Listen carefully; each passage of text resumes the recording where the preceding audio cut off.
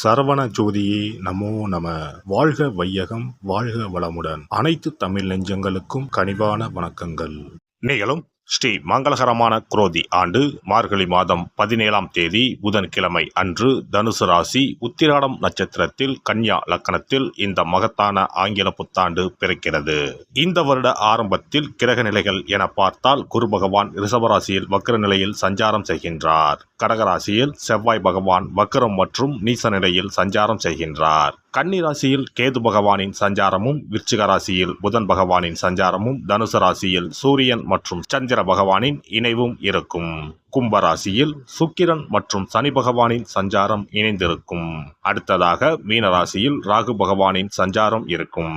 இவ்வித கிரக நிலைகளை கொண்டு இந்த 2025ஆம் வருடம் ஆரம்பமாகிறது. இந்த புத்தாண்டில் சனி பெயர்ச்சி, குரு பெயர்ச்சி, ராகு கேது பெயர்ச்சி என முக்கிய கிரகங்களின் பெயர்ச்சிகள் நடைபெற உள்ளது.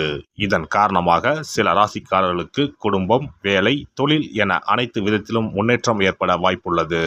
பிப்ரவரி 4ஆம் தேதி குரு பகவான் ரிஷபராசியில் வக்ர நிவர்த்தி அடைகிறார். மார்ச் 29ஆம் தேதி சனி பெயர்ச்சி நடைபெற உள்ளது.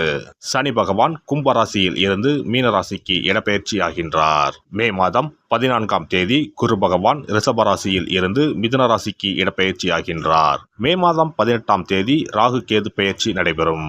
ராகு பகவான் கும்பராசிக்கும் கேது பகவான் சிம்மராசிக்கும் இடப்பெயர்ச்சி ஆகின்றனர். இந்த கிரக அமைப்பு மற்றும் பெயர்ச்சியினால் உங்கள் வாழ்வில் ஏற்பட போகும் சுபபலன் என்ன என்பதனையும், அசுப பலன் ஏற்படுமாயின் ராசிக்காரர்கள் செய்ய வேண்டிய பரிகாரம் என்ன, வழிபட வேண்டிய தெய்வம் யார் என்பதனை பற்றியும் விரிவாக காண்போம். பிறக்க போகும் இந்த ஆங்கில புத்தாண்டு உங்கள் வாழ்வில் வளமும் நலமும் செல்வ செழிப்பும் பெற்று வாழ்வில் உயரிய நிலையை அடைய எல்லாம் வல்ல எம்பெருமானை வேண்டி விரும்பி கேட்டுக்கொள்கிறேன்.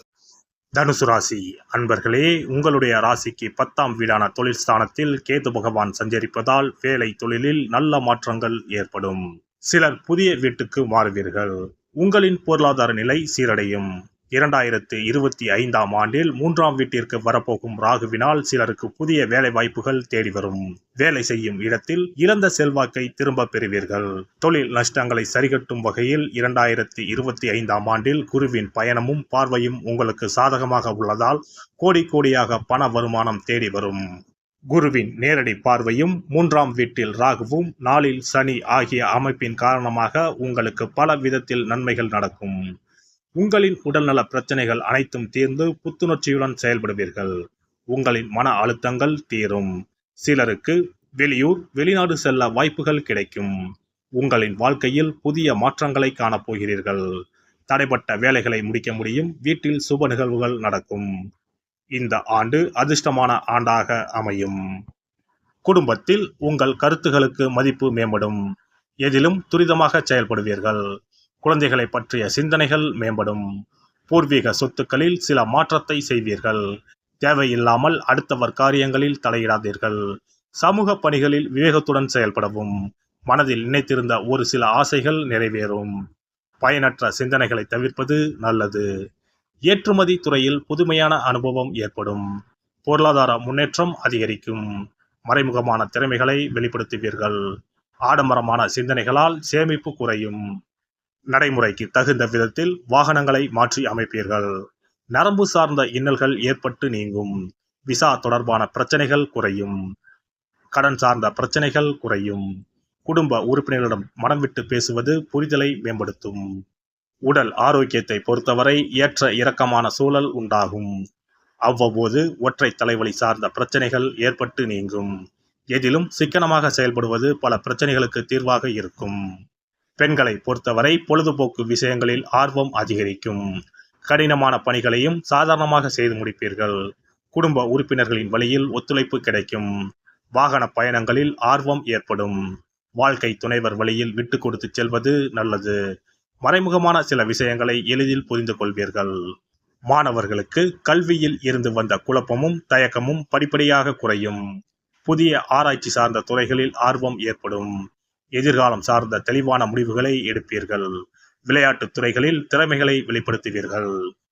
பணிபுரிவோருக்கு உத்தியோக பணிகளில் சற்று கவனத்துடன் செயல்பட வேண்டும்.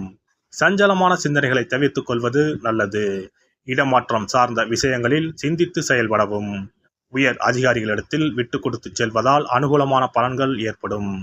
அலுவலகம் சார்ந்த ரகசியங்களில் விவேகத்துடன் செயல்படவும். சக ஊழியர்களால் பொருளாதாரம் சார்ந்த உதவிகள் கிடைக்கும். வியாபாரிகளை பொறுத்தவரை தொழில் வியாபார பணிகளில் தகுந்த ஆலோசனை பெற்று புதிய முதலீடுகளை மேற்கொள்ளவும். எதிர்பாராத சில தடைகளால் தாமதமும் அலைச்சலும் ஏற்படும். நடைமுறை வியூகங்களை அறிந்து செயல்படவும். வழக்கு சார்ந்த விஷயங்களில் சில மாற்றங்கள் ஏற்படும். அடிக்கடி பயணங்களை மேற்கொள்வதற்கான சூழல் உண்டாகும். தொழில் நிமித்தமான சில தந்திரங்களை புரிந்து கொள்வீர்கள். கலைஞர்கள் கலை சார்ந்த துறைகளில் புதுவிதமான அனுபவங்களை பெறுவீர்கள். எதிர்பார்த்த சில வரவுகள் தாமதமாக கிடைக்கும். அளவான பேச்சுக்கள் உங்கள் மீதான நம்பிக்கையை மேம்படுத்தும். வெளிவட்டாரத்தில் திறமைக்கு உண்டான மதிப்பும் மரியாதையும் கிடைக்கும். கடைசி நிமிடத்தில் நினைத்த பணிகளில் சில மாற்றங்கள் ஏற்படும். சுபகாரியம் தொடர்பான விரயங்கள் உண்டாகும். வீடுமனை வாங்குவதில் ஆர்வம் ஏற்படும். அரசியல்வாதிகள் கட்சி சார்ந்த பணிகளில் விவேகத்தோடு செயல்படவும். உடன் இருப்பவர்களிடம் முன்கோபமின்றி செயல்படுதல் நல்லது.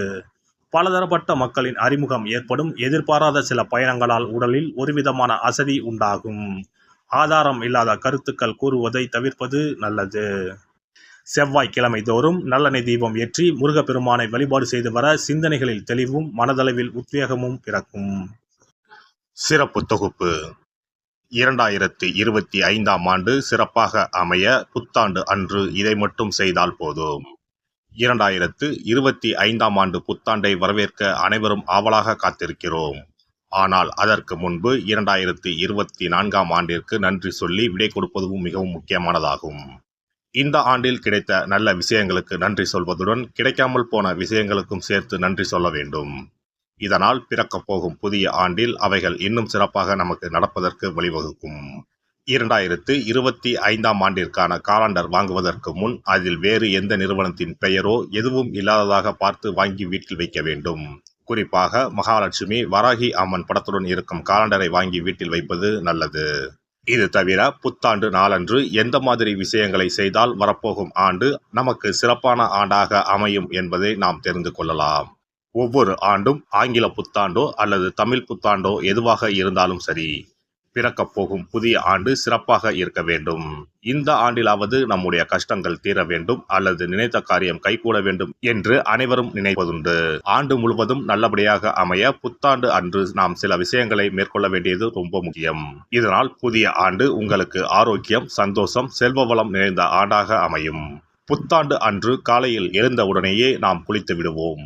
அப்படி நாம் குளிப்பதற்கு முன் குளிக்கின்ற நீரில் 3 முக்கியமான பொருட்களை சேர்ப்பது மிகவும் நல்லது. அந்த தண்ணீரில் முதலில் சிறிது கல்லுப்பை சேர்க்க வேண்டும். கல்லுப்பு நமக்கு இருக்கும் கண்திஷ்டி, எதிர்மறை ஆற்றல்கள் ஆகியவற்றை அகற்றிவிடும். அடுத்ததாக சிறிது மஞ்சள் தூளை அதில் சேர்க்க வேண்டும். இதுவும் எதிர்மறை ஆற்றல்களை நீக்கி வாழ்வில் மங்களங்களை நிறைய செய்யும். மூன்றாவதாக சிறிது சுத்தமான பாலை சேர்க்க வேண்டும். அது பசும்பாலாக இருப்பது மிகவும் சிறப்பானது. இவை மூன்றுமே மகாலட்சுமியின் அம்சமானவை என்பதால் இவற்றை நீரில் கலந்து குளித்தால் அந்த ஆண்டு முழுவதும் நமக்கு மகாலட்சுமியின் கடாட்சம் கிடைக்கும். அடுத்ததாக புத்தாண்டு அன்று காலையில் வீட்டின் வாசலில் சிறிதளவு மஞ்சள் தடவி அதன் மீது அரிசி மாவில் கோலமிட வேண்டும். அதன் மீது ஒரு அகலில் மஞ்சள் நிற திரியிட்டு நெய் விட்டு தீபம் ஏற்ற வேண்டும். அதற்கு பிறகு வீட்டிற்குள் நல்லெண்ணெய் தீபம் ஏற்றி அன்னாசி பூ நறுமணம் கொண்ட ஊதுபத்தியை ஏற்றி வைத்து வழிபட வேண்டும். இந்த ஆண்டில் வராகி அம்மனை வழிபடுவது சிறப்பானது. இதனால் வெற்றிகளும் மகிழ்ச்சிகளும் கூடும். அதேபோல் புத்தாண்டு அன்று இரவு 9 மணிக்குள் சில முக்கியமான பொருட்களை வீட்டின் பூஜை அறையில் வாங்கி வைத்து வழிபடுவதால் வீட்டின் பொருளாதாரத்தை அதிகரிக்க செய்யும். ராகு காலம், யமகண்டம் இல்லாத நேரம் புதிதாக தேங்காய் ஒன்றை வாங்கி வீட்டின் பூஜை அறையில் வைத்து வழிபட வேண்டும். அதன் பிறகு அதை எடுத்து சமையலுக்கு பயன்படுத்திக் கொள்ளலாம். தேங்காய் மங்களத்தின் அடையாளமாக கருதப்படுகிறது. இந்த பொருளை வீட்டில் வாங்கி வைப்பது மிகவும் நல்லது. அதோடு மயிலிறகை தேவஸ்தான கடைகளில் போய் வாங்கி கொண்டு வந்து வீட்டில் வைக்கலாம். முருகப்பெருமானின் வாகனமாக இருக்கக்கூடிய மயிலின் இறகை வீட்டில் வைப்பதால் நேர்மறை ஆற்றல்கள் பெருகும். அடுத்ததாக ஒரு கைப்பிடி அளவாவது பச்சரிசியை வாங்கி வீட்டில் வைத்து வழிபடலாம். கடைசியாக லட்சுமி குபேரர் சிலையை வாங்கி வைக்கலாம். லட்சுமி குபேரர் சிலை கிடைக்காவிட்டாலும் லட்சுமி குபேரர் படத்தையாவது வாங்கி வைத்து வழிபடுவது சிறப்பு. இதனால் ஆண்டு முழுவதும் வீட்டில் செல்வம் பெருகிக் கொண்டே இருக்கும். எல்லாம் வல்ல இறையருளால் நீங்களும் உங்கள் அன்பு குடும்பமும் உடல் நலம், நீலாயுள், நிறை செல்வம், உயர் புகழ், மெய்ஞானம் ஓங்கி வாழ்க வளமுடன். இந்த வீடியோ பதிவு உங்களுக்கு பிடித்திருந்தால் லைக் பண்ணுங்க, கமெண்ட் பண்ணுங்க, ஷேர் பண்ணுங்க, மறக்காம சப்ஸ்கிரைப் பண்ணுங்க, பக்கத்துல இருக்கிற பெல் பட்டனை கிளிக் பண்ணுங்க. நன்றி, வணக்கம். ஓம் நமச்சிவாய. சிவாய நம.